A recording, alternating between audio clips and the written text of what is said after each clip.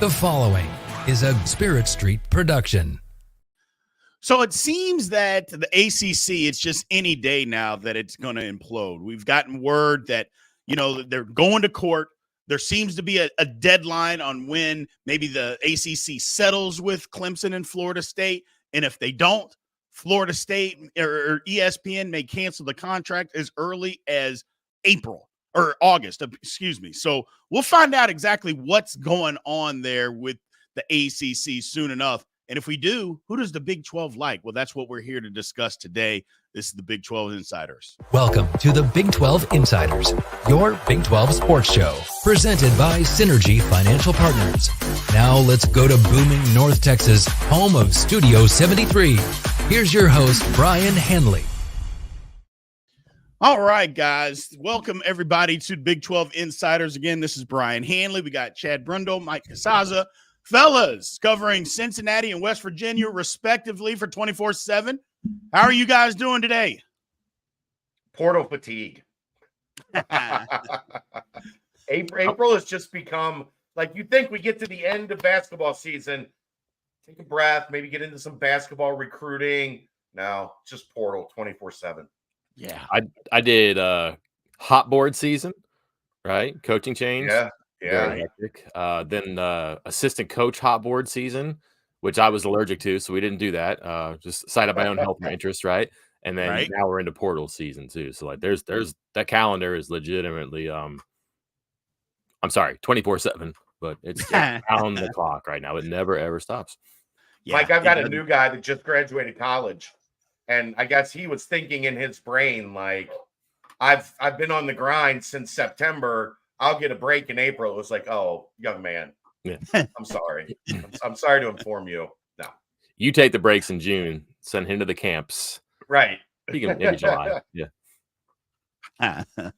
Well, I'm glad you guys made the time for us today, man. I know you got a lot going on. We all got a lot going on. But I thought it was important that we get some people on and kind of discuss this. So the ACC, look, it looks like the timeline for everything could really get sped up this summer. Some of this court stuff that's going on, the grant of rights, they're challenging it. It looks like that's going to get beat over the head. And I think the ACC is in a bad way. I don't think it's necessarily going to go away, as I've discussed on previous podcasts here, but it's going to change. And I think 8 teams immediately are going to be hightailing it out of there. It's just going to be a totally different landscape. And look, all of this is going to happen fairly quickly here. I think by June 30th, we're going to know a lot about what's going to happen with the ACC. Now, I don't think it's going to affect anything as far as football or basketball for the upcoming season. But after that, I think it's all up in the air. So I'll start with you, Mike. Just talking about West Virginia, and again, just looking at it from a West Virginia perspective per se, who would they want?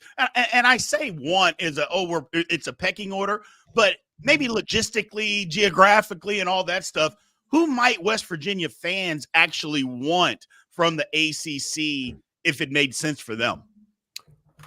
That's going to be a tricky one because they've played Pitt in basketball annually for a couple of years now. So that's back on the schedule. And that's going to be there for foreseeable future for sure. They have a series of Pitt in football right now. That'll be coming back again as well. And that's the big ACC. That's the big rival for West Virginia. And losing the Big East and seeing Pitt leave and West Virginia being in the Big 12, they couldn't get them on the schedule. They have it now. And that was a lot like the melancholy about the expansion and the conference realignment. Was they lost their traditional rival. That's a big, big deal here when those two play. Every school has their rival. That's West Virginia's. I don't know that West Virginia pines for the days of like Saturdays in Chestnut Hill or trips to the Carrier Dome or any of those old Big East games. And so like if they had to get like, and also would the Big 12 want to go to the Northeast? That doesn't make any sense to me. So then you're looking like in that southern region of the country, and is it going to be North Carolina State? I think a lot of people think that Florida State and AC and Clemson are probably spoken for, which that would be appealing to any school, I think. Get those schools in there to play on an annual basis. I just don't know that a lot of those ACC schools now light the world on fire. If they had to pick one of them, Louisville would be one for sure. Pitt would be one for sure. I'm just not sure that either one of those is like so appealing, so alluring that West Virginia would just start thumping their fists on the table in a Big 12 board meeting. Right. No, I totally agree. The Louisville, obviously, I've got my own personal feelings about that, Chad, but I think Louisville would definitely be one that they have to look at. I got word today that, I always thought that Virginia and Virginia Tech were going to be separate. Turns out they are not. They are attached at the hip. And to me, I think that's a bad thing for Virginia, because I think Virginia would be wanted by everybody. Well, I say everybody, I mean the Big Ten and the SEC, but Virginia Tech is not.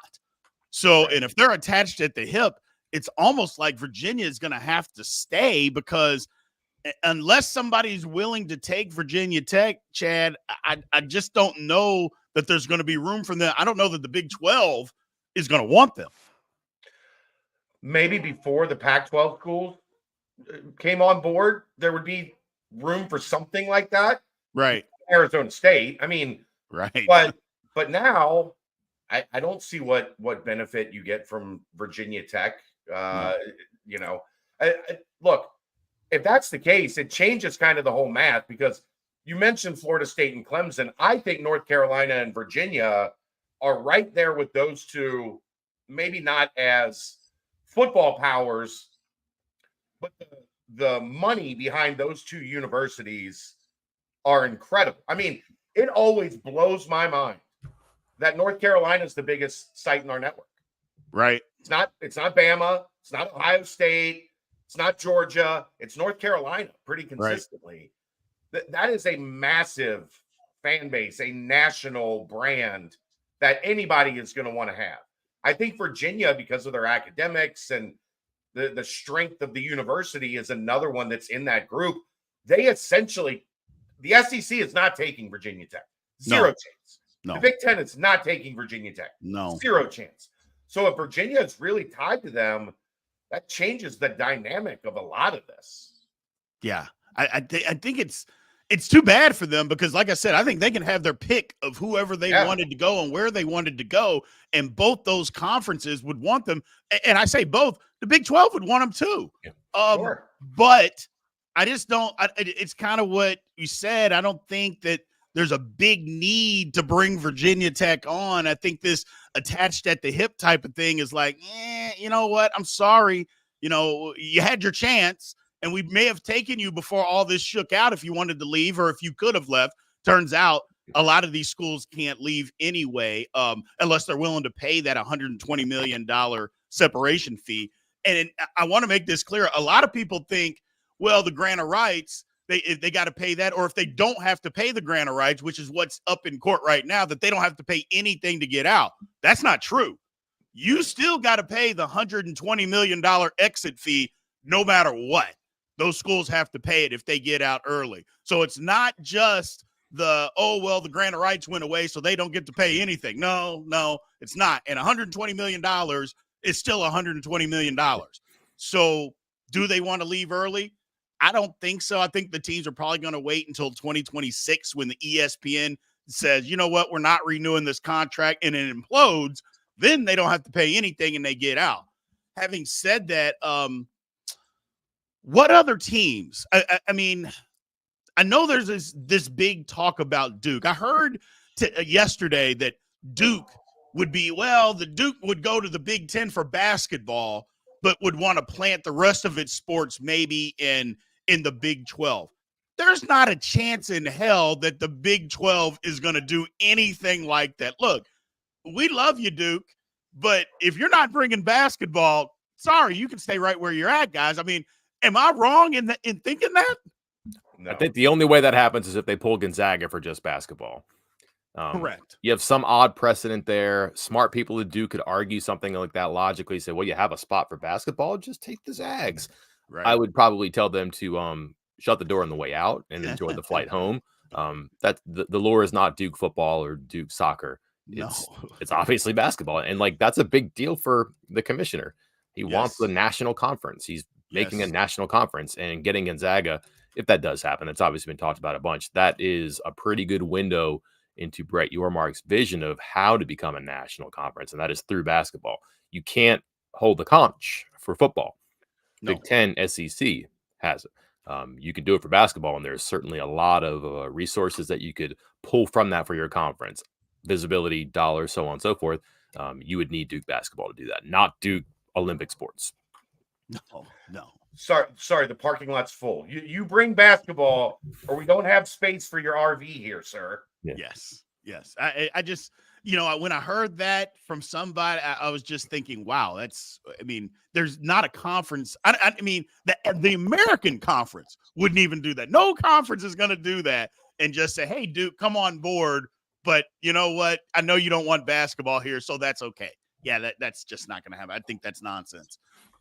Moving on from that, North Carolina, and we're going to have North Carolina on tomorrow and talk to them how they feel about all this stuff. I think I got a pretty good idea. But again, another school that can choose exactly where it wants to go. And I think it's going to be the SEC, although a lot of people say the Big Ten, but NC State, again, not attached, where in Virginia and Virginia Tech are attached. NC State and North Carolina, not attached at the hip. Is NC State somebody that West Virginia or Cincinnati would want in the Big 12? I wouldn't be opposed to NC State. I mean, they have a lot of history. They get you into that North Carolina market. That obviously not the way that North Carolina does, right? But there's a lot of money in that state. Yes, there's a lot of space in that state. Yes, I could see NC State looking at an opportunity where they can get away from Duke and Wake and North Carolina and kind of do their own thing in the Big 12. So I wouldn't hate it.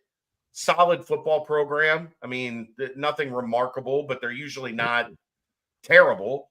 And their basketball is usually pretty good. I think it's one of those things where, for West Virginia's purposes, geography is really important after a decade plus in the Big 12 and just nightmarish travel and experiences and being an outlier in this conference. UCF is in the league now. Right. They have regular stuff against Pitt and Virginia Tech. I didn't mention Virginia Tech earlier because of that attachment, and I don't think the Big 12 is going to get UVA or want both. So that's why I didn't mention them before. But they have Pitt, they have Virginia Tech on the schedule in different capacities. They have trips in the conference to Cincinnati and UCF. There's no difference between NC State as far as a fan perspective goes and UCF. There's no difference between NC State and Cincinnati. It's a car ride, sure, but it's a pretty easy jaunt to travel with as opposed to going to West Texas and a game in Lubbock. They don't travel for basketball for fans anymore. That's a huge deal. I'm not sure they're going to drive to NC State to see Kevin Keats' team play. That's the only thing that's going to happen. So, I don't think that would move the needle here very much, if at all. Gotcha. And there's one outlier here. And I guess it's an outlier. We talked about this. Me and Fitz talked about this the other day. Yeah. Is Miami. And, Miami, we talk about Miami because all of us, we grew up. Miami was a juggernaut. I mean, they just were. But let's just be honest, the last 15 years, what has Miami actually been? I know they talk about the brand. First of all, it's in Miami. That's one thing. But we talk about the brand like this Miami brand is just, oh, it's incredible. I'm like, well, hold on a second. What have they had, like 7 coaches over the last 20 years, something like that? They've been average at best in that time frame. I'm like, it seems like the shine of 2 years ago, everybody wanted Miami. It seems like that shine is kind of worn off, Mike, and that while it'd be great for UCF to say they want them, but does the Big 12 really need – I think we would take them. Don't get me wrong. We would take them, but do we really need Miami at this point?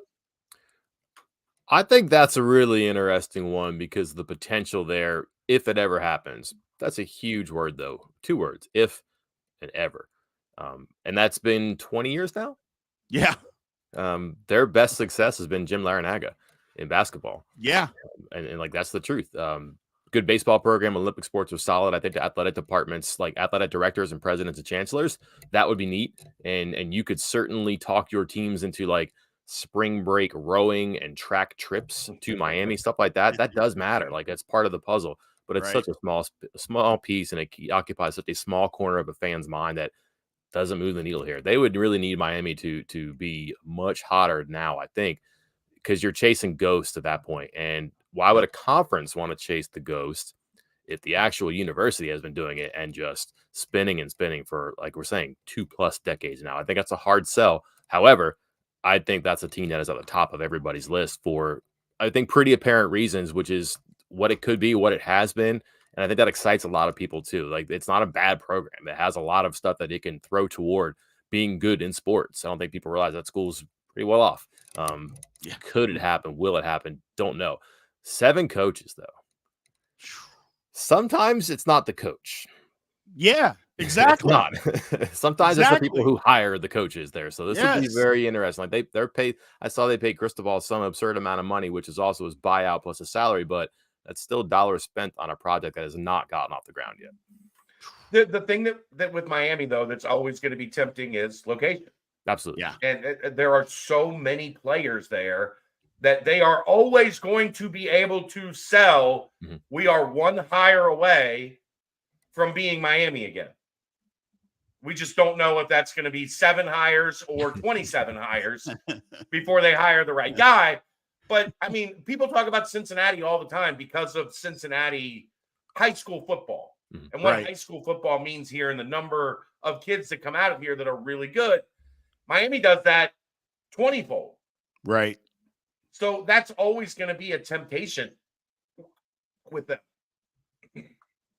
Yeah. That's my thing with is do you pass up on them because of the potential and just because of what it hasn't been, or do you say, you know what, because of the potential, we got to have them because of all the number one, the other schools. I think the other schools are going to say yes, just so they could get into that recruiting ground. Yeah. So I think all the other schools are like, yes, we got to get in there, and whether we like it or not, whether they've been good or not, they come into the conference, they can still be mediocre if they want to be mediocre. Matter of fact, I think the other schools would prefer it that way, that they are mediocre, so we can get in there and start snatching some of these kids out of there and say, hey, why go to Miami? Come here. We're better than Miami, which in all intents and purposes, I think that's what's kind of hurt Miami lately, is because they haven't been good.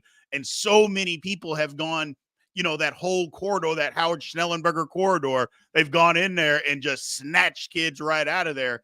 And they're not going to Miami anymore. So we're going to take a quick break. We'll come back on the other side, take a look at this. Again, one word from our sponsors, Synergy Financial Partners.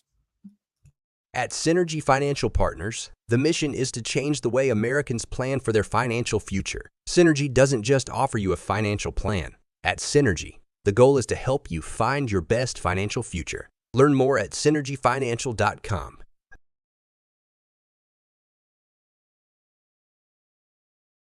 Welcome back to the show. Let's head back to the studio. All right, guys. Welcome back to Big 12 Insider. So I had a question. Timothy Green popped up here, Mike. He basically said he'd like to see West Virginia play Miami again like they did in the old Big East days. It's kind of what you mentioned. I think that a lot of people would like to see that. Look, I wasn't even a fan of either team, but I knew how good they used to be. I used to enjoy watching that. I think a lot of college football, if we were just basing this, again, off of college football, I think a lot of people, even that aren't in those fan bases, would like to see that football game because they can remember how good the teams were and how good the games were. Yeah, lots of nostalgia there. Mostly losses, but some like heroic losses that kind of went away toward defining the Rich Rodriguez era Mountaineers. Some miserable losses too that like frighten people in their sleep still, like a block punt by Tremaine Mack and possibly a forward lateral. We don't go down that road here. It's kind of sacrilege, but like it does mean a lot. And as I'm sitting there listening to you guys talk about it, I'm like, why didn't I say that? Because I think if those teams all became available for a draft, I don't know that Miami wouldn't be the number 1 pick out of the ACC. Absolutely. And like I think if you gave them Big Ten money and SEC money, they'd find the right coach and the right staff and the right resources for NIL to make it work. That would work. And I don't know, Big Ten money, SEC money, they could build a stadium in the right spot on campus so they can get some fans there too. So that would be a cool what if there too. And I don't think that West Virginia fans would be opposed to a October weekend in South Beach. A November weekend in South Beach. A weekend in South Beach, that'd be very welcome in the football season in Morgantown.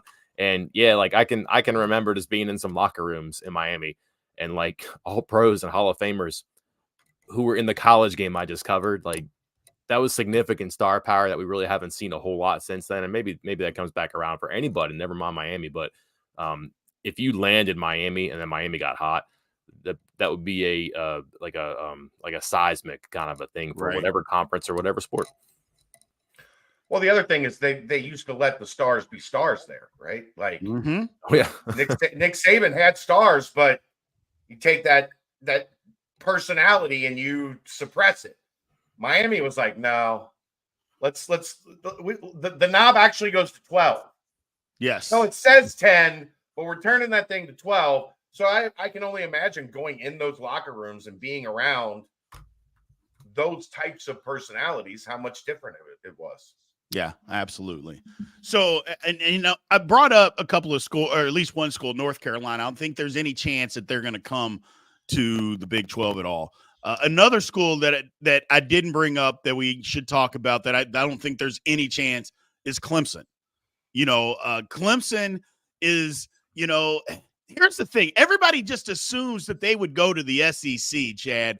And I'm like, that's not going to happen, because that would go against everything that the SEC has always said, is they want new markets. Yeah. So if you really want a new market, why are you going back into South Carolina? That doesn't make sense to me. So I don't think that would be. Now the play might be, okay, they go to the Big Ten. I go, but I'm just not sure that Clemson is SEC bound like people seem to think they're SEC bound. I don't think that's going to happen. Big 12, on the other hand, I just don't know that they're going to. I don't know. The Big 12 would want them, but I don't know that Clemson would want the Big 12. You know, like a couple of these teams. I think that might be the case. Maybe that's me just, I don't know, being facetious about it, but I don't think that Clemson would want to come here. The question I think would be, would Clemson want to stay? Because I don't see the Big Ten and Clemson being a marriage. No, really. Not really. And if the SEC, if South Carolina throws a fit and doesn't want Clemson in, I think they would have enough allies. They could probably do enough to keep them out. Right. Would Clemson be able to be sold on being the new face of whatever is next for the ACC?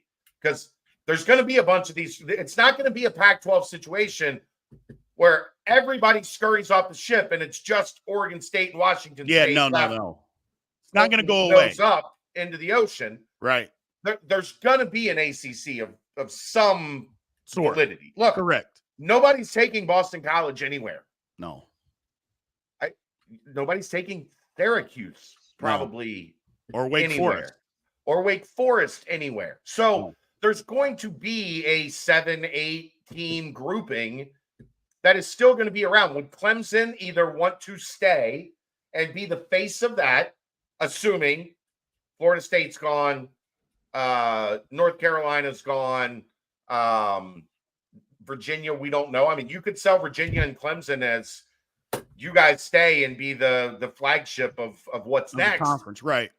I don't know. I think that might be more appealing to them. The devil you know as opposed to the devil you don't know, I guess, if they don't get a seat at the table at the Big Ten or the SEC. That would be what I would watch for from them. Gotcha. I've been trying and failing to figure out Clemson since they gave up 10 touchdowns to West Virginia and Dana Holgorsen in a bowl game. On the street, are the interstate signs still up? Yeah, 70 to 33, the mile per hour. Yeah, speed limit. I don't know why they never covered Tavon Austin on a jet sweep that they ran all year. I can't believe Brad Brendell is still coach. I don't know why Dabo isn't in the portal. I can never figure that athletic department out, and they seem to land on heads a lot. So I'm going to just continue to say they're going to be okay. But what happens to them, I don't know. But I also think, too, that if we're going to mega conferences here, like that program is probably the hardest to leave out. And I understand, like, the geography of South Carolina. But if the SEC is interested in Florida State, don't know. I'm pretty close to Gainesville, too. So I wonder what type of capitulations or concessions schools would have to make because, hey, here's another XX million dollars. Right. For your endowments, for your athletic department to build something tall and fancy. I think that's ultimately going to do it. Politicians get involved. Like Mitch McConnell almost had this. I wasn't even going to be here. Mitch McConnell had his way because he would have had Louisville in the Big 12 and West Virginia on the outside. But Him and Joe Manchin, I don't know, had a bourbon and tried to figure things out civilly many years ago, and the rest is history. So it's so hard to be predictive and definitive. I'm just pretty sure Clemson's going to find their way out, because every time I go, that's it. Yeah. They seem to land on heads, like I said. So I don't. That's a pretty solid thing here, but it's also like a pretty important time too, because for a while they did as much as anybody in the country in football. The rules have changed so much, and they have not embraced them, that the pack has really caught up and passed them in a lot of regards, even in the conference, which so many years ago you would not have expected. Nationally, it's a even greater scope. I wonder what the future holds to them, and I don't know. I don't know anything about Clemson, but like, you look at this profile of a coach who says this is not for me anymore. Well, that kind of fits Dabo, doesn't it? It does. It absolutely does. Here's one school before I get both of you guys out of here. What are we going to do with Georgia Tech, or what's going to happen with Georgia Tech? Georgia Tech, obviously, great location.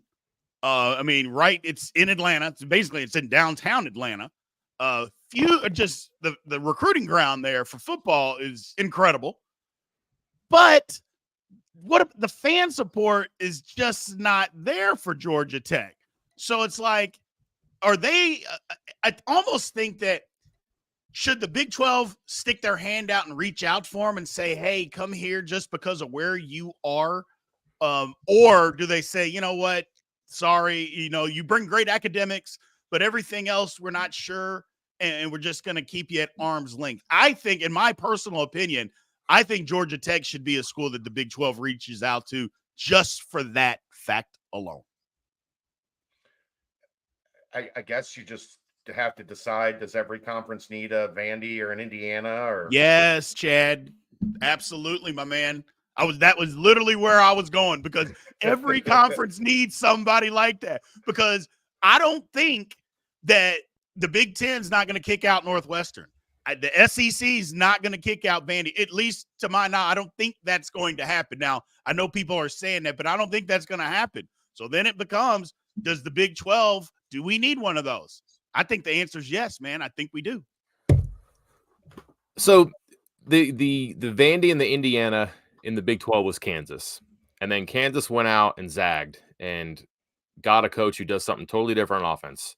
And what they're doing there on offense now is different than everybody else, it seems like, and it's very effective. And that's why Kansas is good and relevant. Correct. Go back and what did Paul Johnson do at Georgia Tech? I don't know that the triple option could survive. I think a recruit would probably tell the coach again, hey, we don't have any room in the parking lot, I think we said, right? So that would be difficult to do, but something different there could work. But I also think about this too. I think expansion is such a misnomer now. Realignment's a better word, but this is not about getting bigger. It's about getting smaller. It's consolidating. We've consolidated 5 conferences to 4. And we are consolidating, the 4 conferences to 12 teams every year now. So yeah, you've expanded the playoffs, but you've also made it much more finite on an annual basis. You're going to get a lot of the same 12 teams every year. People thought the same 4 was boring. Imagine how many of the same 12 there are going to be. And an 80-team super league that they're talking about, get out of here. Nobody's going to want to do that, because you're going to have 20 super teams and you're going to have 60 teams. There is going to be somebody. There is going to be some conversation among ADs and chancellors. It's like, do we really want to do this?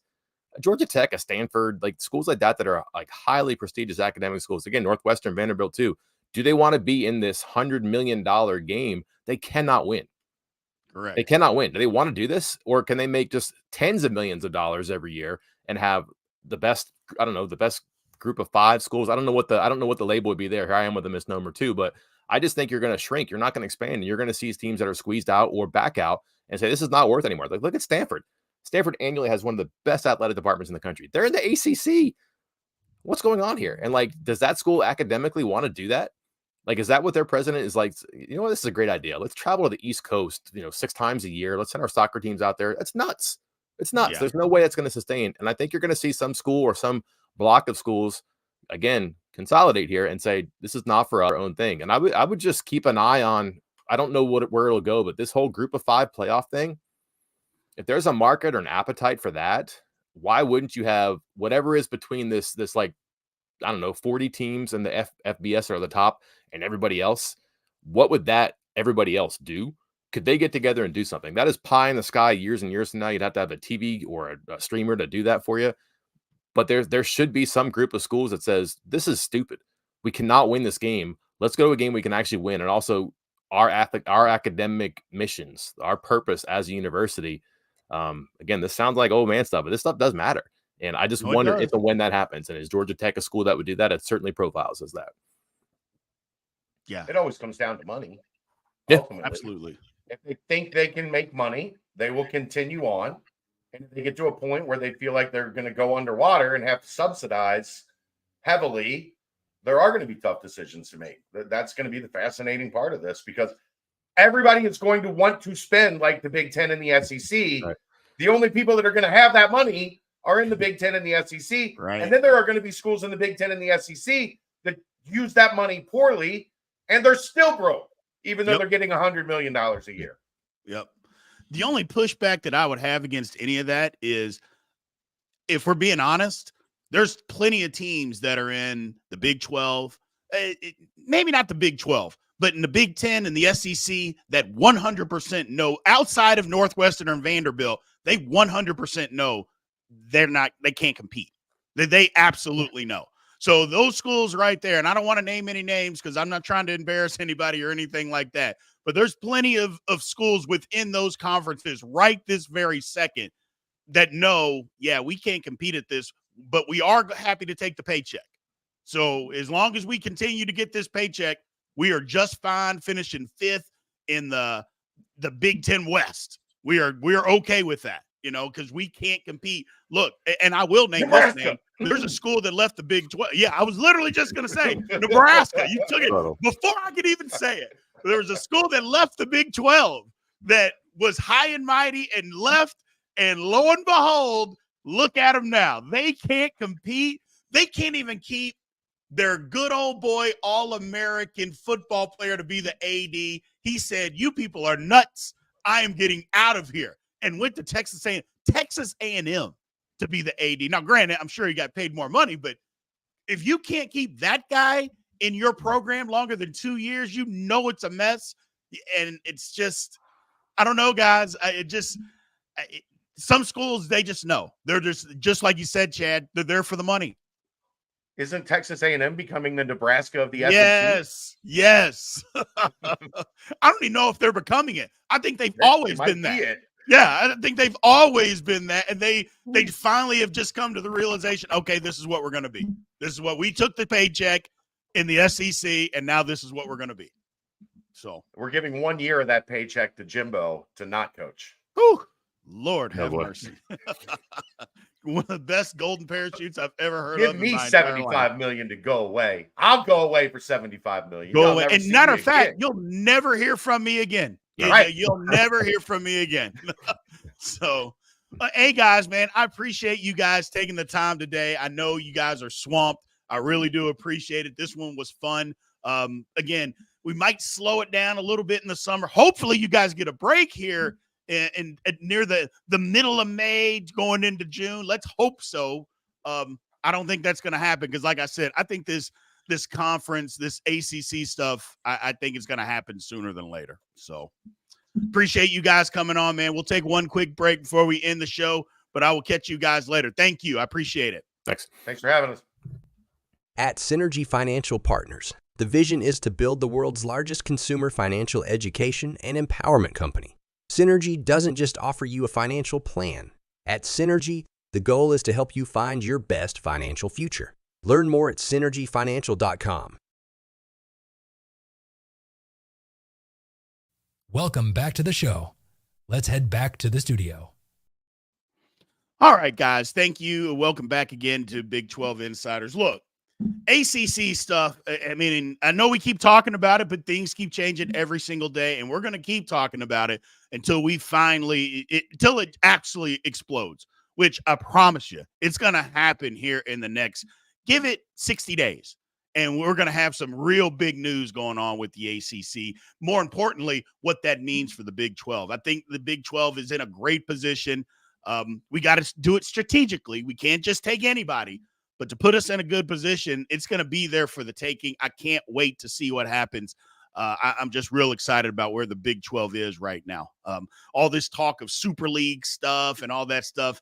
First of all, that's way down the road if it ever happens, but I think the Big 12 is in a good spot. Appreciate everybody being here. Remember, like, follow, subscribe, Leave those comments. I appreciate everybody. Till tomorrow, we got North Carolina coming on tomorrow to talk a little bit more about what the ACC is doing and what their standpoint is on all this realignment conference mumbo jumbo, I guess is what we would call it. See you guys tomorrow. You guys have a good one. This has been a Spirit Street production. Please support this show by subscribing to this YouTube channel or follow us